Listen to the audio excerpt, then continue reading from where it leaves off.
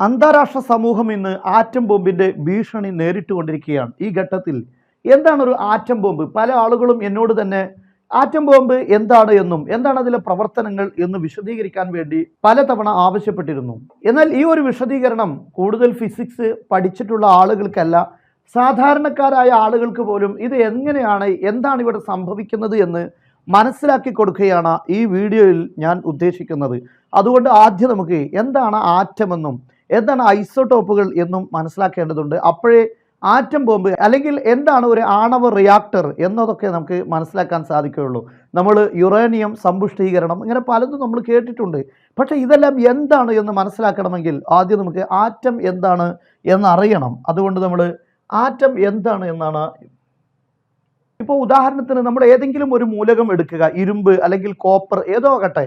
ഈ ഒരു കോപ്പർ, ചെമ്പ്, ഇതിൻ്റെ ഈ ഒരു മൂലകത്തിൻ്റെ ആറ്റം എന്ന് പറയുന്നത് ഈ ചെമ്പിൻ്റെ സ്വഭാവം നിലനിർത്തിക്കൊണ്ട് ഇനി അതിനെ വിഭജിക്കാൻ കഴിയില്ല, അത്രയും ചെറിയ സൂക്ഷ്മമായ ആ ഒരു മൂലകത്തിൻ്റെ ഭാഗത്തെയാണ് ആറ്റം എന്ന് പറയുക. അതായത് ഇനിയും അതിനെ വിഭജിക്കാൻ കഴിയില്ല എന്നല്ല, പിന്നെ ആ ലോഹം അല്ലെങ്കിൽ ആ മൂലകം അവിടെ ഉണ്ടാവുകയില്ല. അത് പിന്നീട് ന്യൂട്രോൺ, പ്രോട്ടോൺ എന്ന രീതിയിൽ, അല്ലെങ്കിൽ ആ മൂലകമല്ല മറ്റൊരു മൂലകമായി മാറും. ഇങ്ങനെയൊക്കെ സംഭവിച്ചേക്കാം.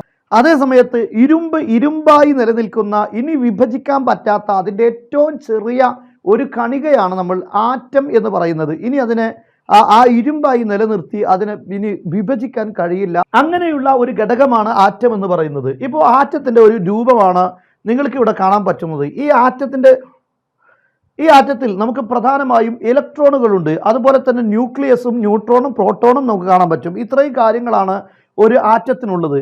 ഈ ആറ്റത്തിന്റെ ചുറ്റും കറങ്ങിക്കൊണ്ടിരിക്കുന്ന ഓർബിറ്റുകൾ, അതായത് ഇലക്ട്രോണുകൾ ഇതിന് ചുറ്റും ഓരോ ആറ്റങ്ങളിലും എന്ന് പറഞ്ഞാൽ ഒരു ഗ്രാം നമ്മൾ ഒരു ഇരുമ്പ് അയൺ എടുക്കുകയാണെങ്കിൽ അതിൽ ആയിരക്കണക്കിന്, പതിനായിരക്കണക്കിന് ആറ്റങ്ങൾ ചേർന്നതാണ് ആ ഒരു ഇരുമ്പ് കട്ട എന്ന് പറയുന്നത്. അതിനെ ഇനി വിഭജിക്കാൻ പറ്റാത്ത അത്രയും ചെറിയ ഒരു സൂക്ഷ്മമായ അതിൻ്റെ അങ്ങേ അവസാനത്തെ അണുവാണ് നമ്മൾ ആറ്റം എന്ന് പറഞ്ഞത്. ആ ആറ്റത്തിനുള്ളിൽ നമുക്ക് കാണാൻ സാധിക്കും ഒരു ന്യൂക്ലിയസ് ഉണ്ടാകും, അതിൻ്റെ കേന്ദ്രം.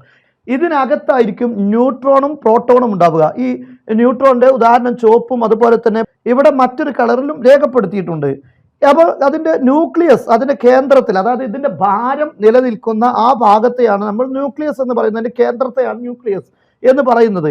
എന്നാൽ ഈ ന്യൂക്ലിയസിന് ചുറ്റും കറങ്ങിക്കൊണ്ടിരിക്കുന്ന ഇലക്ട്രോണുകൾ നമുക്ക് കാണാൻ സാധിക്കും. ഈ ഇലക്ട്രോണുകൾ കറങ്ങുന്നതിന് അത് പ്രത്യേകമായ ഓർബിറ്റുകൾ ഉണ്ടാകും. ഈ കാണുന്നത് അതിൻ്റെ ഓർബിറ്റാണ്. ഒരു മൂലകത്തിന് ഭാരം നൽകുന്നത് അത് അതിൻ്റെ ഈ ന്യൂട്രോണും പ്രോട്ടോണുമാണ്. അതിന് ആറ്റങ്ങളിൽ അതിന് ഭാരം, മാസ് നൽകുന്നത് അതിൻ്റെ ന്യൂട്രോണും പ്രോട്ടോണുമാണ്. അതേസമയത്ത് ഇലക്ട്രോണുകൾക്ക് കാര്യമായ ഭാരമില്ല. 1800 ഇലക്ട്രോൺ ചേർന്നെങ്കിൽ ഇതിൻ്റെ ഒരു ന്യൂട്രോണിൻ്റെയോ അല്ലെങ്കിൽ പ്രോട്ടോണിൻ്റെയോ ഭാരം, മാസ് ഇതിന് ഉണ്ടാവുകയുള്ളൂ. അപ്പോൾ അത് കാര്യമായി എടുക്കേണ്ടതില്ല ഇലക്ട്രോണുകൾ. അതേ സമയത്ത് നമ്മൾ പ്രധാനമായും ചർച്ച ചെയ്യുന്നത് ഇവിടെ ന്യൂട്രോൺ, പ്രോട്ടോൺ എന്നീ ഭാഗമാണ്. ന്യൂക്ലിയസ് എന്ന് പറഞ്ഞാൽ ഇത് നിലനിൽക്കുന്ന അതിൻ്റെ കേന്ദ്രത്തെയാണ് നമ്മൾ ന്യൂക്ലിയസ്, ഒരു ആറ്റത്തിൻ്റെ കേന്ദ്രത്തെയാണ് ന്യൂക്ലിയസ് എന്ന് പറയുന്നത്. അപ്പോൾ ഇവിടെ നമുക്ക് പ്രധാനമായിട്ടും രണ്ട് കാര്യങ്ങൾ മനസ്സിലാക്കി വെക്കുക. ഒന്ന് ന്യൂട്രോൺ, മറ്റത് പ്രോട്ടോൺ. ഇവിടെ മനസ്സിലാക്കേണ്ട കാര്യം എല്ലാ മൂലകങ്ങളുടെയും, ഉദാഹരണത്തിന് നമ്മൾ ഇരുമ്പ് അല്ലെങ്കിൽ അയൺ അല്ലെങ്കിൽ കോപ്പർ, ഇങ്ങനെയൊക്കെ വ്യത്യസ്ത, കാർബൺ, ഹൈഡ്രജൻ, ഓക്സിജൻ, ഇങ്ങനെയൊക്കെ നമ്മൾ വ്യത്യസ്തമായ മൂലകങ്ങൾ എടുക്കുമ്പോൾ ആ മൂലകങ്ങളുടെയൊക്കെ ആറ്റത്തിൻ്റെ നമ്പർ, അതല്ലെങ്കിൽ അതിലുള്ള ന്യൂട്രോണിൻ്റെയും പ്രോട്ടോണിൻ്റെയും എണ്ണം ഒന്നല്ല. ഇത് വ്യത്യാസപ്പെടുന്നിടത്ത് തന്നെയാണ് ഓരോ മൂലകങ്ങളും സ്വർണ്ണമായി മാറുന്നതും ചെമ്പായി മാറുന്നതും അലൂമിനിയമായി മാറുന്നതുമൊക്കെ ഇതിലുള്ള വ്യത്യാസം തന്നെയാണ്. ഇവിടെ നമുക്ക് കാണാൻ പറ്റുന്നത് 3 ന്യൂട്രോണും 3 പ്രോട്ടോണുമാണ്. എന്നാൽ ഓരോ മൂലകങ്ങളുടെയും ന്യൂട്രോൺ, പ്രോട്ടോണുകളുടെ എണ്ണത്തിൽ വ്യത്യാസം ഉണ്ടാകും. ചിലപ്പോൾ ന്യൂട്രോൺ കൂടുതലുണ്ടാകും, പ്രോട്ടോൺ അത്ര തന്നെ ഉണ്ടാകണമില്ല. ഈ വ്യത്യാസങ്ങളെല്ലാം സംഭവിക്കും. ഇനി നമ്മൾ എന്താണ് ഇപ്പോൾ ആറ്റം എന്ന് പറഞ്ഞാൽ എന്താണ് എന്ന് മനസ്സിലായി. ഇങ്ങനെ നമ്മൾ ഈ കാണുന്ന പ്രപഞ്ചത്തിലുള്ള എല്ലാ വസ്തുക്കളും, നമ്മൾ കാണുന്നതും കാണാത്തതും, അതായത് വാതകമായി നിലനിൽക്കുന്ന ഇതെല്ലാം ഇങ്ങനെയുള്ള ആറ്റങ്ങളെ കൊണ്ട് തന്നെയാണ് നിർമ്മിക്കപ്പെട്ടിരിക്കുന്നത്. ഓക്സിജൻ ആണെങ്കിലും ഹൈഡ്രജൻ ആണെങ്കിലും കാർബൺ ആണെങ്കിലും ഇതൊക്കെ നമ്മളിങ്ങനെ കണ്ണുകൊണ്ട് കാണുന്നില്ലെങ്കിലും ഇതിനെല്ലാം ആറ്റമുണ്ട്. ഇതിനെല്ലാം ഈ പ്രത്യേകമായ ന്യൂക്ലിയസിൽ ന്യൂട്രോണുകളും പ്രോട്ടോണുകളും അടങ്ങിയ ആറ്റങ്ങളുണ്ട്. അതുപോലെ തന്നെ ദ്രാവക രൂപത്തിലുള്ളതാണെങ്കിലും ഖരരൂപത്തിലുള്ളതാണെങ്കിലും എന്ന് പറഞ്ഞാൽ എല്ലാ വസ്തുക്കളും ഇതുപോലുള്ള ആറ്റങ്ങൾ കൂടിയിട്ടാണ് ഒരു മോളിക്യൂൾ അല്ലെങ്കിൽ നമ്മൾ തന്മാത്ര എന്ന് പറയുന്ന ഒന്നിലേക്ക് മാറുന്നത്. ഇതിൻ്റെ ഇത്തരത്തിലുള്ള കുറെ ആറ്റങ്ങൾ ചേർന്നതാണ് ഇവിടെയുള്ള എല്ലാ വസ്തുക്കളും, നമ്മുടെ ശരീരമടക്കം. എന്നാൽ ഇനി എന്താണ് ഐസോടോപ്പുകൾ എന്ന് നമുക്ക് മനസ്സിലാക്കണം. ഇവിടെ ഉദാഹരണത്തിന് ഇത് ഇപ്പോൾ ഈ കാണുന്നത് ഒരു യുറാനിയത്തിന്റെ മാതൃകയാണ്. അതിന്റെ ആറ്റത്തിനുള്ളിൽ നമുക്ക് കാണാൻ സാധിക്കും 141 ന്യൂട്രോണും 92 പ്രോട്ടോണും നമുക്ക് കാണാൻ സാധിക്കും. ഈ യുറാനിയം 235 ഇതിന്റെ ഒരു രീതി, ഇതിന്റെ ഒരു ഘടന നമ്മൾ മനസ്സിലാക്കുമ്പോൾ ഇതിൽ 143 പ്രോട്ടോണുകളുണ്ട്, ന്യൂട്രോണുകളുണ്ട്, 92 പ്രോട്ടോൺ നമുക്ക് കാണാൻ സാധിക്കും. എന്നാൽ ഇതേ രൂപത്തിൽ തന്നെ ഇനി യുറാനിയം തന്നെ ഇതിൽ ന്യൂട്രോണുകൾ എണ്ണത്തിൽ വ്യത്യാസമുണ്ടാകും. പക്ഷേ അത് യുറേനിയം തന്നെയായി നിലനിൽക്കുന്നു. യുറേനിയം തന്നെയാണ്, യുറേനിയത്തിന്റെ എല്ലാ ഗുണങ്ങളും അതിനുണ്ട്. പക്ഷെ അതിന്റെ മാസ് വ്യത്യാസപ്പെടും, അതിന്റെ വെയിറ്റ് വ്യത്യാസപ്പെടും. അതിന്റെ കാരണം ഈ ന്യൂട്രോൺ കൂടുതൽ ഉണ്ട് എന്നതാണ് അത് വ്യത്യാസപ്പെടാനുള്ള കാരണം. ഇപ്പൊ നമുക്കൊരു മൂലകം യുറേനിയം നമുക്ക് എടുത്ത് പരിശോധിക്കാം, ആറ്റം ബോംബിനൊക്കെ ഉപയോഗിക്കുന്ന യുറേനിയം. അപ്പോൾ ഈ യുറേനിയത്തിന്റെ 2 ഐസോടോപ്പുകൾ നമുക്ക് പരിശോധിച്ച് നോക്കാം. ഈ ഐസോടോപ്പുകളിൽ ഇവിടെ നിങ്ങൾക്ക് കാണാം യുറേനിയം 235, ഇത് ഒരു ഐസോടോപ്പാണ്. ഇതിൽ പ്രോട്ടോൺ 92 പ്രോട്ടോണും അതുപോലെ തന്നെ 143 ന്യൂട്രോണുമാണ് ഇവിടെ ഉള്ളത്. എന്നാൽ ഇതിന്റെ തന്നെ മറ്റൊരു രൂപം നമുക്ക് നോക്കാം. ഇത് യുറാനിയം 235 ആണ്, എന്നാൽ യുറേനിയം തന്നെ 238 ഉണ്ട്. ഇതിന്റെ എല്ലാം ആറ്റോമിക് നമ്പർ 92 ആണ്. ഇവിടെ നമുക്ക് കാണാൻ സാധിക്കും ഇതിൽ നമ്പർ ഓഫ് പ്രോട്ടോൺസ് 92 ആണുള്ളത്. എന്നാൽ നമ്പർ ഓഫ് ന്യൂട്രോൺസ് 143 ആണ്. ഇതാണ് നമ്മൾ നേരത്തെ പറഞ്ഞിരുന്ന 235 യുറേനിയം. അതേസമയം യുറേനിയം 238 വരുമ്പോൾ അതിന്റെ നമ്പർ ഓഫ് പ്രോട്ടോൺ 92 ആണ്. ഇവിടെയും 92 തന്നെയാണ്. പക്ഷെ ഇവിടെ നിങ്ങൾക്ക് ന്യൂട്രോണിൽ വ്യത്യാസം വന്നത് കാണാം. ഇവിടെ 143 ആണ്, ഇവിടെ 146 ആണ്. ഇങ്ങനെ വ്യത്യാസപ്പെട്ടിട്ടുണ്ട്. അപ്പോൾ ഇത് രണ്ടും യുറേനിയം തന്നെയാണ്, യുറേനിയത്തിന്റെ ഗുണങ്ങളെല്ലാം ഉണ്ട്. പക്ഷേ മാസ് വ്യത്യാസപ്പെട്ടു. കാരണം മാസ്, അതിന്റെ ഭാരം വ്യത്യാസപ്പെടാനുള്ള കാരണം ഇത് 235 ആണ്, ഇത് 238 ആണ് അതിന്റെ മാസ്. അതിന്റെ കാരണം ഇതിലുള്ള ന്യൂട്രോണുകൾ ഇവിടെ 143 ആണ്, 146 ആണ്. അതുകൊണ്ട് ആ ന്യൂട്രോണുകൾ ഉണ്ടായ വ്യത്യാസം, എണ്ണം കൂടുതലായതുകൊണ്ട് തന്നെ ഇതിന്റെ മാസ് കൂടിയിട്ടുണ്ട്. അപ്പൊ ഇങ്ങനെയുള്ള ഒരേ മൂലകം തന്നെ, ഒരേ ആറ്റോമിക് നമ്പറിലുള്ള ഒരേ മൂലകങ്ങളിൽ വ്യത്യസ്തമായ മാസുകളിൽ കാണപ്പെടുന്നതിന് നമുക്ക് ഐസോടോപ്പുകൾ എന്ന് പറയാൻ പറ്റും. അപ്പൊ 2 കാര്യം ഞാൻ ഇവിടെ സൂചിപ്പിച്ചു. ആറ്റം എന്താണ് എന്ന് മനസ്സിലായി, ആറ്റത്തിന് ഉള്ളിലുള്ള ന്യൂക്ലിയസിനുള്ളിൽ ന്യൂട്രോണും പ്രോട്ടോണും ഉണ്ട് എന്ന് മനസ്സിലായി. എന്നാൽ ഇത് ഒരേ മൂലകത്തിന്റെ ഗുണങ്ങൾ ഉണ്ടായിരിക്കെ അതിന്റെ ന്യൂട്രോണുകളുടെ എണ്ണം വ്യത്യാസപ്പെടുന്നതിനനുസരിച്ച് അതിന് ഭാരം കൂടുതലുണ്ടാവും, മാസ് കൂടുതലുണ്ടാകും. അങ്ങനെയുള്ള ഒരേ മൂലകങ്ങളിൽ മാസ് വ്യത്യാസപ്പെടുന്നതിന് ഐസോടോപ്പുകൾ എന്ന് പറയുമെന്ന് ചെറിയ രൂപത്തിൽ നിങ്ങൾ മനസ്സിലാക്കുക. ഇനി ആണവ റിയാക്ടറുകളിൽ, അതായത് യുറാനിയം സമ്പുഷ്ടീകരണം ഒക്കെ നടത്തുന്ന സമയത്ത് എന്താണ് ആ റിയാക്ടറിൽ ഉണ്ടാകുന്നത്, എന്താണ് അവിടെ സംഭവിക്കുന്നത്, ഇതാണ് നമ്മൾ ഇപ്പോൾ പറയാൻ പോകുന്നത്. ഈ 235 ആണ് യഥാർത്ഥത്തിൽ ആറ്റം ബോംബിന് വേണ്ടി ഉപയോഗിക്കുന്ന യുറേനിയം. എന്തുകൊണ്ടാണ് ഈ യുറേനിയം ഉപയോഗിക്കാനുള്ള കാരണം? അതേ സമയത്ത് 238 ആറ്റം ബോംബ് ഉപയോഗിക്കാൻ അത് പറ്റുകയില്ല. കാരണം 238-ന് ഇതിന്റെ സ്ഥിര സ്വഭാവം അതിന് നിലനിർത്താൻ കഴിയും. ഇത് യുറേനിയമായിട്ട് തന്നെ നിലനിൽക്കും. മറ്റുള്ള ഏതെങ്കിലും ഒരു ന്യൂട്രോൺ കടന്നു വന്നതുകൊണ്ട് ഇത് സ്വീകരിക്കുകയില്ല, അതിന്റെ ന്യൂക്ലിയസ് അതിനെ സ്വീകരിക്കുകയില്ല. അതുകൊണ്ട് എപ്പോഴും അത് യുറേനിയം 238 തന്നെ നിലനിൽക്കും.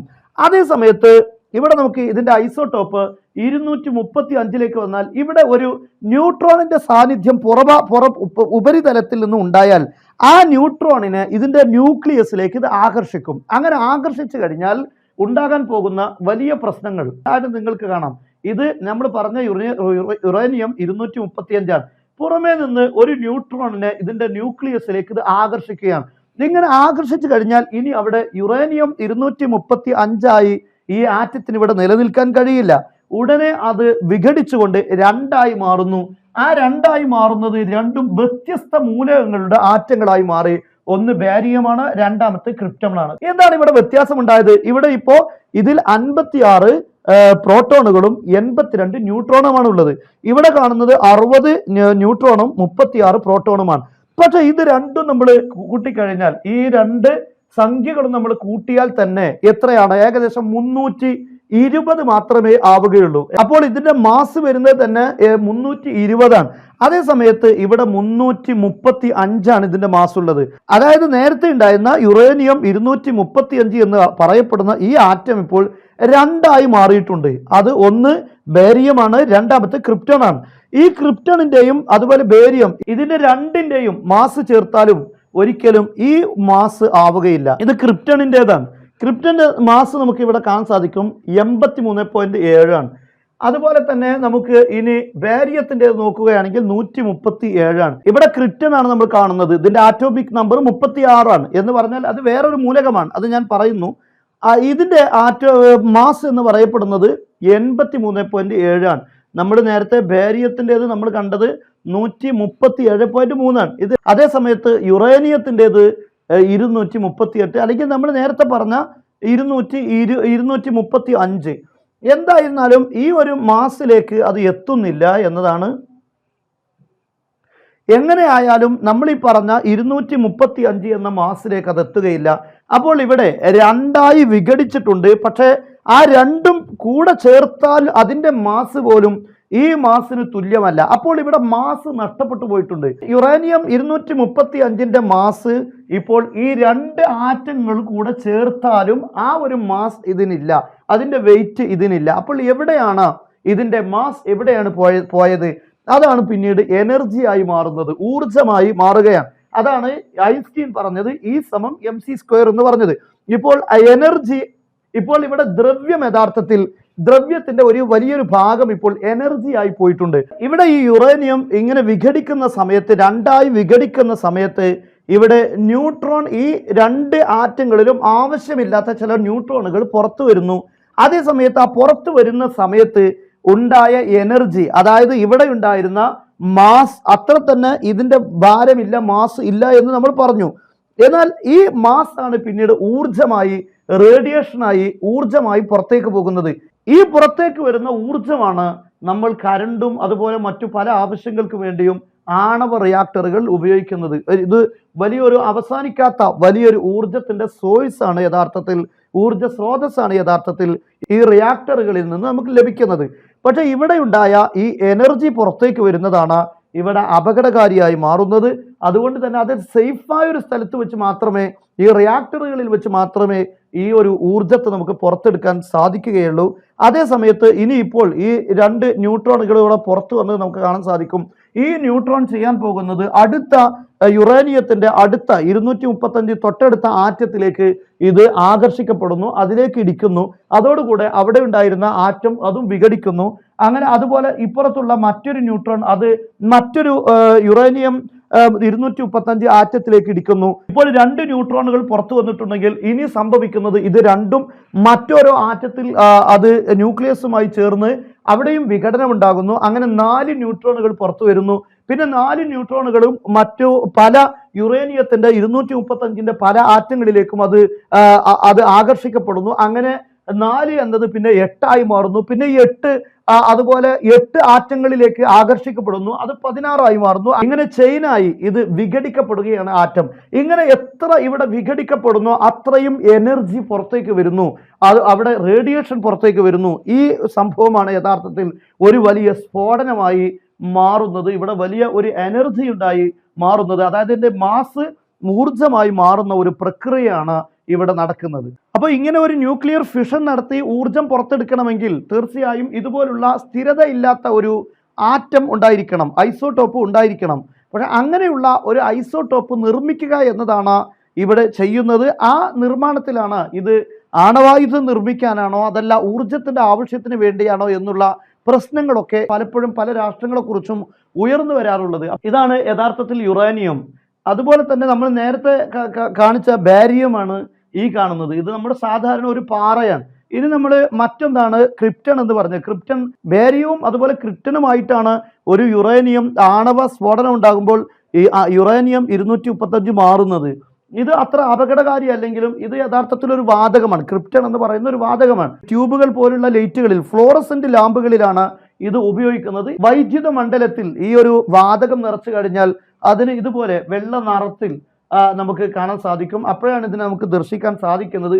അതുപോലെ ഈ നിറങ്ങളൊക്കെ ഉണ്ടാക്കാൻ വേണ്ടി ക്രിപ്റ്റൻ ആണ് സാധാരണ ഉപയോഗിക്കാറുള്ളത്. അപ്പൊ ഈ രൂപത്തിലുള്ള ഒരു പ്രക്രിയയാണ് അവിടെ നടക്കുന്നത്. എന്നാൽ ഇപ്പോൾ നമ്മൾ പറഞ്ഞ ഈ സ്ഥിരതയില്ലാത്ത യുറേനിയം, അതായത് 235 ഇതുപോലെ ബോംബുകൾക്കുള്ളിൽ വാർഹെഡുകളായി ഉപയോഗിച്ച് അതിനെ ഏതെങ്കിലും തലങ്ങളിൽ സ്ഫോടനം ഉണ്ടാക്കാൻ വേണ്ടി ഉപയോഗിക്കുമ്പോൾ, അതായത് അവിടെ ഈ യുറേനിയം എത്തിക്കുകയും ആ യുറേനിയത്തെ ആദ്യമായി ഒരു ന്യൂട്രോൺ ഉപയോഗിച്ച് അതിനെ വിഘടിക്കുകയും ചെയ്യുന്നു. ആ വിഘടനം സംഭവിക്കുന്നതോടുകൂടെ പിന്നീട് അങ്ങോട്ടൊരു ചെയിനായി അത് ശക്തമായ തീഗോളമായി മാറുകയാണ്. എത്രമാത്രം TNT ആണോ ഉപയോഗിച്ചിട്ടുള്ളത് അത്രമാത്രം ശക്തമായ രൂപത്തിൽ അതിൻ്റെ ഏരിയയിൽ അതിൻ്റെ സ്ഫോടനം ഉണ്ടാകും. മാത്രമല്ല ഈ ഭാഗം അതിശക്തമായ ചൂട് ഉണ്ടാകുന്ന സാഹചര്യത്തിൽ സ്വാഭാവികമായും വലിയ കൊടുങ്കാറ്റുകൾ അവിടെ ഉണ്ടാകും. കാരണം നമുക്കറിയാം സാന്ദ്രത, മർദ്ദം കൂടിയ വായു, മർദ്ദം കുറഞ്ഞ വായു മുകളിലേക്ക് അതിവേഗം ഉയരുകയും ഒരു ഏരിയയിൽ മൊത്തമുള്ള വായു മുകളിലേക്ക് ഉയരുമ്പോൾ മറ്റുള്ള ഭാഗങ്ങളിൽ നിന്നെല്ലാം മർദ്ദം കൂടിയ വായു ഇങ്ങോട്ട് കാറ്റായി ഒഴുകുന്നു. അങ്ങനെ വലിയ കാറ്റ്, അതുപോലെ കാർമേഘങ്ങൾ വരുന്നു, മഴ വർഷിക്കുന്നു. എന്തൊക്കെയോ പ്രകൃതിയിൽ വലിയ രൂപത്തിലുള്ള വ്യത്യാസങ്ങളാണ് ഒരു ആണവായുധം ഉപയോഗിക്കുമ്പോൾ ഉണ്ടാകുന്നത്. ഇത് നമ്മൾ പറഞ്ഞത് ന്യൂക്ലിയർ ഫിഷനാണ്. അതേസമയത്ത് ഫ്യൂഷൻ എന്ന് പറയുന്നത് മറ്റൊരു രീതിയാണ്. അവിടെയും ഈ ഊർജം പുറത്തേക്ക് വരുന്നത് തന്നെയാണ് സംഭവിക്കുന്നത്. അത് വളരെ ഗുരുതരമാണ്, ഇതിലേറെ ഗുരുതരമാണ്. പക്ഷെ അവിടെ സംഭവിക്കുന്നത് രണ്ട് ആറ്റങ്ങൾ ഒന്നായി മാറുന്ന പ്രക്രിയയാണ്. ആ സമയത്ത് ഊർജം പുറത്തേക്ക് വരുന്നതാണ് ന്യൂക്ലിയർ ഫ്യൂഷൻ. അതാണ് സൂര്യനിലൊക്കെ സംഭവിച്ചുകൊണ്ടിരിക്കുന്നത്. എന്നാൽ ഇവിടെ ആറ്റം ബോംബുകളിൽ ന്യൂക്ലിയർ ഫിഷൻ ആണ് സംഭവിക്കുന്നത്. അതായത് ആറ്റം വിഘടിച്ച് ഒരാറ്റം വിഘടിച്ച് രണ്ടായി മാറുന്നു. നിലവിലിപ്പോൾ ആണവ റിയാക്ടറുകളിൽ 90% സമ്പുഷ്ടീകരിച്ച 235 എന്നറിയപ്പെടുന്ന യുറേനിയം ഉണ്ടാക്കുന്ന ഘട്ടങ്ങളിലാണ് യഥാർത്ഥത്തിൽ അത് ആണവായുധത്തിന് അത്തരത്തിലുള്ള യുറേനിയം ഉണ്ടാക്കുന്ന ഘട്ടത്തിലാണ് ഇത് ആണവായുധത്തിന് നിർമ്മിക്കാൻ യോഗ്യമായി മാറുന്നത്. 238 അത് യുറേനിയം ആണവായുധങ്ങളിൽ ഉപയോഗിക്കാൻ കഴിയില്ല. അതേസമയത്ത് യുറേനിയം U-235 എന്നറിയപ്പെടുന്നതാണ് ഈ ആണവായുധങ്ങളിൽ ഉപയോഗിച്ചുകൊണ്ടിരിക്കുന്നത്. ഇത്തരത്തിലുള്ള വലിയൊരു ഊർജം പുറത്തേക്ക് വരുന്ന ഒരു മാസിനെ ഊർജമാക്കുന്ന ഒരു പ്രക്രിയയാണ് ഇതിനിടയിൽ നടക്കുന്നത്. ഇതാണ് നമ്മുടെ പല രാഷ്ട്രങ്ങളിലും കരണ്ട് ഉൽപ്പാദിപ്പിക്കാൻ വേണ്ടി റിയാക്ടറുകളിൽ ഇതേ രീതി സ്വീകരിക്കുന്നത്. അതേപോലെ തന്നെ ആണവ സബ്മറൈനുകൾ നമ്മൾ കേട്ടിട്ടുണ്ടാവും. ആണവ അന്തർവാഹിനി എന്നൊക്കെ കേട്ടിട്ടുണ്ട്. പക്ഷെ അതിനർത്ഥം ആണവായുധം വഹിക്കുന്ന അന്തർവാഹിനി എന്നല്ല. അതിൻ്റെ ഊർജം, ഇത്തരത്തിലുള്ള ആണവ ഊർജം ഉപയോഗിച്ചുകൊണ്ടാണ് അന്തർവാഹിനി ചലിക്കുന്നത്. അതുകൊണ്ട് അതിന് ഇന്ധനം, പെട്രോൾ അല്ലെങ്കിൽ മറ്റുള്ള ഇന്ധനങ്ങളുടെ ആവശ്യം അതിനില്ല. അവിടെ തന്നെ അതിൻ്റെ കരണ്ട് അതിനുള്ളിൽ തന്നെ അതിന് ചെറിയ റിയാക്ടറുകൾ ഉപയോഗിച്ച് അതിൻ്റെ ഊർജം അവിടെ തന്നെ നിർമ്മിക്കപ്പെടുന്നു. അതുകൊണ്ട് ഈ സബ്മറൈന് വെള്ളത്തിനടിയിലൂടെ ദിവസങ്ങളോളം അതിന് നിലനിൽക്കാൻ പറ്റും. സാധാരണഗതിയിൽ മറ്റു സബ്മറൈൻ ആകുമ്പോൾ ഇന്ധനം ആവശ്യമായി വരും. അതുകൊണ്ട് അതിന് കൂടുതൽ വെള്ളത്തിനടിയിൽ നിൽക്കാൻ കഴിയില്ല എന്നൊരു പ്രശ്നമുണ്ട്. കൂടുതൽ സഞ്ചരിക്കാൻ കഴിയില്ല, ഇന്ധനം ആവശ്യമായി വരും. അതേസമയത്ത് ആണവ സബ്മറൈൻ ആകുമ്പോൾ അതിന് പെട്ടെന്ന് മുകളിലേക്ക് വരേണ്ട കാര്യമില്ല. അപ്പോൾ വളരെ ദൂരെ നിന്ന് തന്നെ മുങ്ങിയ കപ്പലുകൾക്ക് ദിവസങ്ങളോളം അതിന് താഴ്ഭാഗത്തൂടെ സഞ്ചരിക്കാനും മറ്റും കഴിയും. അപ്പോൾ എവിടെയാണ് എന്ന് കണ്ടെത്താൻ പ്രയാസമാണ്. അതേസമയത്ത് മറ്റുള്ള ഇന്ധനം ഉപയോഗിക്കേണ്ട സാഹചര്യം വരുമ്പോൾ ഇടയ്ക്കെല്ലാം മുകളിലേക്ക് വരേണ്ടി വരും, അതിന് ഇന്ധനം ആവശ്യമായി വരും. അതുകൊണ്ട് അതിനെ ഈ ആണവ അന്തർവാഹിനിയെ ഉപയോഗിക്കുന്നത് പോലെ സുഖകരമായി ഉപയോഗിക്കാൻ കഴിയില്ല എന്നതാണ്. ഇനി എങ്ങനെയാണ് ഇതൊരു ആണവായുധമായി ഉപയോഗിച്ച് സ്ഫോടനം ഉണ്ടാക്കുന്നത്, അത് നമുക്ക് മറ്റൊരു വീഡിയോയിലൂടെ പരാമർശിക്കാം.